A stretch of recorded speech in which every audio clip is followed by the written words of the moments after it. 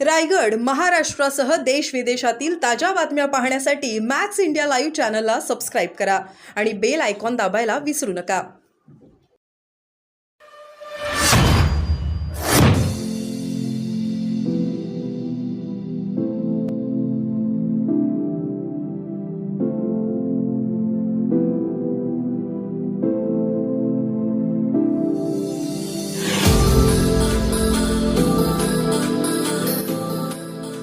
म्हणून त्यांच्या आमदार खासदारांना एक प्रकारची भीती ते याच्यातून दाखवत आहेत की लवकरच आपल्याला पुन्हा निवडणुकीच्या समोर जावं लागणार. काल आपण म्हटलं होतं की उद्धव बाळासाहेब ठाकरे पक्षाचे जे काही खासदार आहेत ते आपल्या संपर्कात आहेत. नेमके किती खासदार संपर्कात आहेत हे बघा, कधी प्रवेश होईल हे बघा, कोणाला नक्की ही गोष्ट खरी आहे की उभाटा गटातील जे काही खासदार आहेत त्यातले जवळपास 2 ते 3 खासदार अतिशय उघडपणानं नाराजी व्यक्त करताना त्या ठिकाणी दिसतात. कारण की त्यांना निवडणुकीमध्ये झालेला त्रास, त्यांना निवडणुकीमध्ये वरिष्ठाकडून मिळालेलं असहकार्य आणि खाजगीमध्ये ते आमच्याजवळ सुद्धा स्पष्ट बोलतात की आम्हाला फक्त तिकीटं दिले आणि वाऱ्यावरती सोडून दिले. पण आम्ही आमच्या कामावर, आमच्या संपर्कावर आणि या ठिकाणी जी काही एक थोडी विरोधी लाट आपल्या महाराष्ट्रामध्ये चालली म्हणून आम्ही निवडून आलो. पण या ठिकाणी काही आमचं असं काही फारसं भविष्य ठीक वाटत नाही असं ते जाहीरपणानं. जाधव साहेब, जरांगे पाटलांचा आमरण उपोषण सुरू आहे. नवनिर्वाचित खासदार भेटीला जात आहे त्यांच्या. तुम्ही नवनिर्वाचित मंत्री आहात, आता जरांगेंची भेट घेणार आहात काय? नाही, मी आज आता माझ्या मुंबईमध्ये बैठका ठरलेल्या आहेत. तिथं बाळासाहेबांना सुद्धा मला स्मृतीस्थळाला वंदन करायचं होतं. इथून परत मी उद्या शेगावला जाऊन जिल्ह्यामधली एक बैठक घेऊन 21 तारखेला योगा दिवस संपूर्ण जगामध्ये त्या ठिकाणी मानवले जातात. आणि यावेळेस आदरणीय नरेंद्र मोदीजी हे योगा दिवसाच्या निमित्तानं श्रीनगरमध्ये तो त्या ठिकाणी उपस्थित राहणार आहे. आणि म्हणून आयुष मंत्रालयाचा मंत्री या नात्यानं मला ताबडतोब श्रीनगरला जाऊन तिथली तयारी, तिथल्या सगळ्या काही गोष्टीचं हे घेऊन मला तिथं जायचं आहे. पण नक्कीच मला जर त्या ठिकाणी वेळ भेटला तर जरांगे पाटलाची मी नक्की भेट. जरांगे पाटील आजपासून सलाईन जे औषध उपचार सुरू आहेत ते देखील घेण्यास नकार देणार आहेत.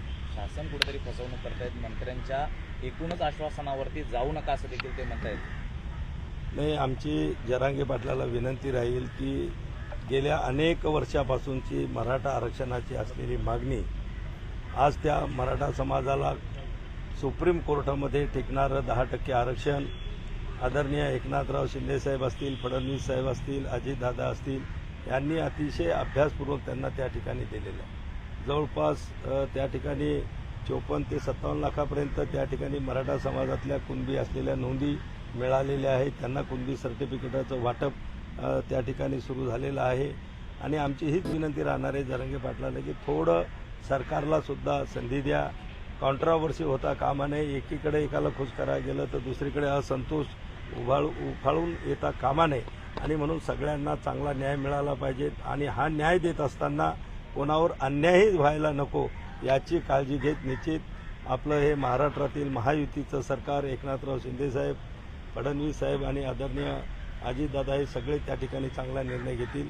परत एकदा आपल्या माध्यमातून जरांगे पाटलांना आमची अतिशय नम्र विनंती राहणार आहे की आपण थोडं सबुरीनं घ्यावं, शासनाला थोडा वेळ द्यावा आणि निश्चितच शासन याच्यातून योग्य निर्णय घेईल. एकमेव मुख्यमंत्री आहेत एकनाथराव शिंदेसाहेब की त्यांनी लाखोच्या जनसमुदायासमोर छत्रपती शिवरायाची शपथ घेऊन मी मराठ्यांना आरक्षण देईल अशी प्रतिज्ञा त्यांनी केली होती आणि जवळपास ती त्यांनी पूर्णसुद्धा केलेली आहे. लोकसभेत बिनशर्त पाठिंबा देणाऱ्या मनसेने आता 20 जागांचा प्रस्ताव ठेवला आहे विधानसभेसाठी. काय माहिती आहे? हे बघा, आता याच्यामध्ये जे काही महायुतीचे नेते आहेत हे नक्की बसतील. सामंजस्यानं या महायुतीमध्ये सगळे निर्णय होतील आणि येणाऱ्या विधानसभामध्ये महायुती एका दिलानं, एका जुटीनं सर्व घटक पक्षांना सोबत घेऊन महाराष्ट्रामध्ये 200पेक्षा जास्त आमदारकीच्या जागा जिंकेल. धन्यवाद. कट्टर आणि ज्वलंत हिंदुत्ववादी विचारातून त्या ठिकाणी झाली आणि 1987 पासून शिवसेनेचं काम करत असताना आज या ठिकाणी वंदन करत असताना एक पूर्ण समाधान माझ्या मनाला याचं मिळत आहे की 87ला मी एक शिवसैनिक म्हणून शिवसेनेमध्ये काम करायला सुरुवात केली.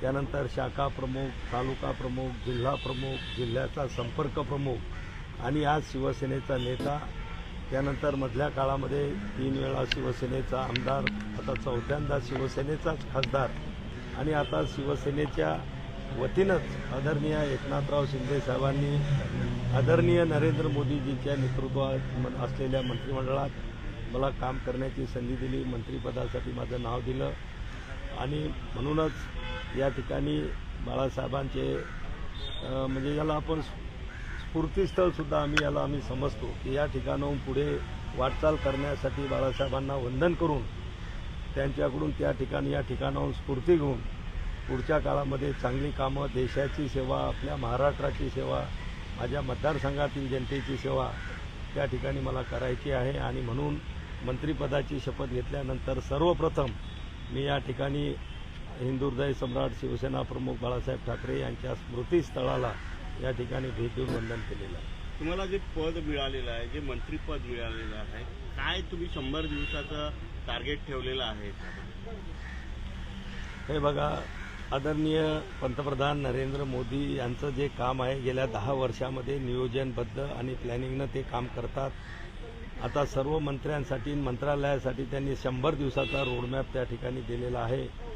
आपापल्या विभागामध्ये आम्ही अधिकाऱ्यासोबत बैठका घेऊन की 100 दिवसामध्ये मागची सुरू असलेली कामं पूर्ण कशी करता येतील, नवीन कामाच्या त्याच्यामध्ये आपल्याला सुरुवात कशी करता येईल, या सगळ्या गोष्टींना म्हणजे कामांना गती कशी देता येईल याचा सगळा रोडमॅप तयार करून हा जो रोडमॅप 100 दिवसाचा जरी असला तर त्याच्या अगोदर पूर्ण करण्यासाठी आमचे प्रयत्न राहणार आहेत.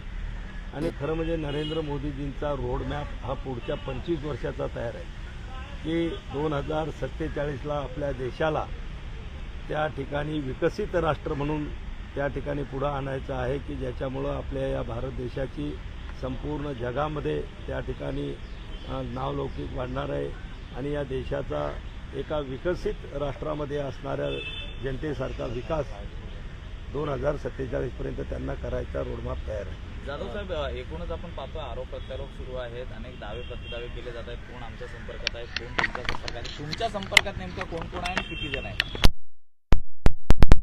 गोष्ट तर आज जे केंद्रामध्ये नरेंद्र मोदीजीच्या नेतृत्वातलं जे मंत्रिमंडळ आलेलं आहे ते पूर्ण बहुमतामधलं आहे.